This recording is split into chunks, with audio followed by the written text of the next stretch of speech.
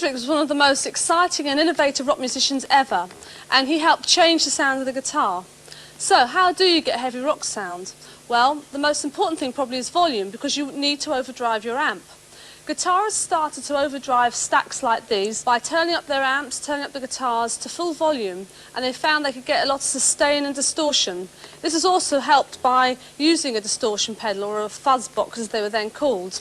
Nowadays you can get this kind of sound at a much lower volume if you want. I'm going to show you this kind of sound now in the studio, and with the feedback that I'll probably get from the chord, I'm going to control it using the tremolo arm and positioning the guitar to the amplifier.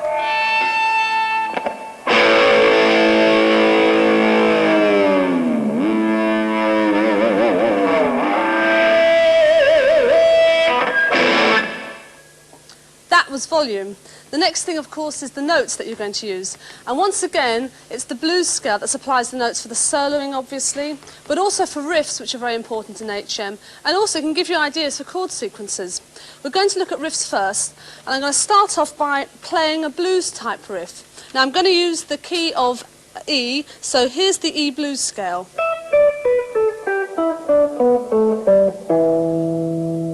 So, a blues riff in E.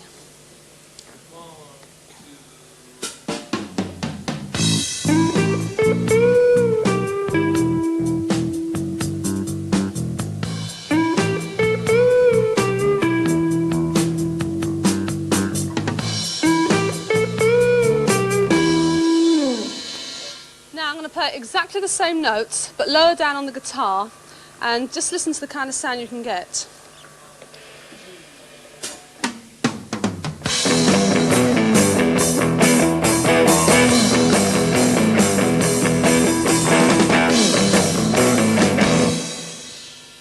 Now, the same principles apply to chords. You want to get quite a heavy chord sound, use the bottom strings, use downstrokes. This will give you more power. Now, you can play an A chord using these notes. An E chord like this.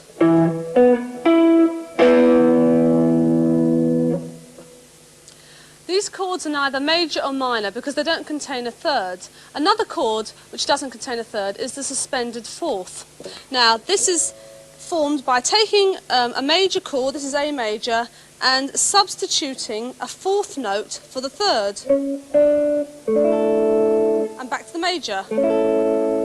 This sounds quite dramatic if you play it like this.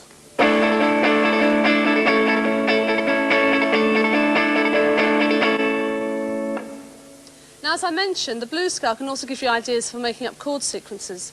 If you were playing in E, the notes of the blues scale would be E, G, A, B, D and E.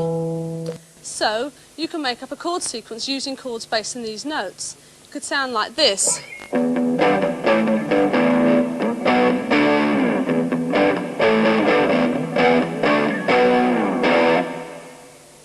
The next thing we're going to look at, of course, is soloing, because this is probably the way that the guitar is most associated in heavy metal. We're going to look at a right-hand technique first.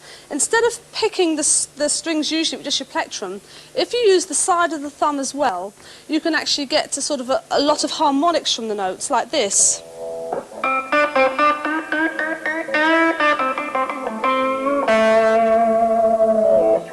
But of course, it's the left hand that does most work in heavy metal soloing. Last week in the blues, we looked at the techniques of string bending and vibrato. These are still important, but in heavy rock, the solos tend to be a lot more flashy and faster. So we're going to look at a couple of techniques now which can make you appear to play faster. Now, the first one is called hammer-on. Now, if you fret a string and then hammer on a second note without picking the string again, this is called a hammer-on, like this. Almost the reverse technique is called a pull-off. You would fret the note and then pull away with the finger, like this.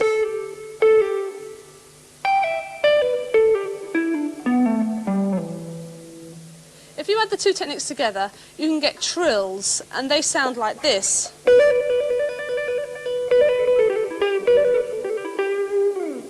These sound quite good on open strings, and you can play one-handed like this.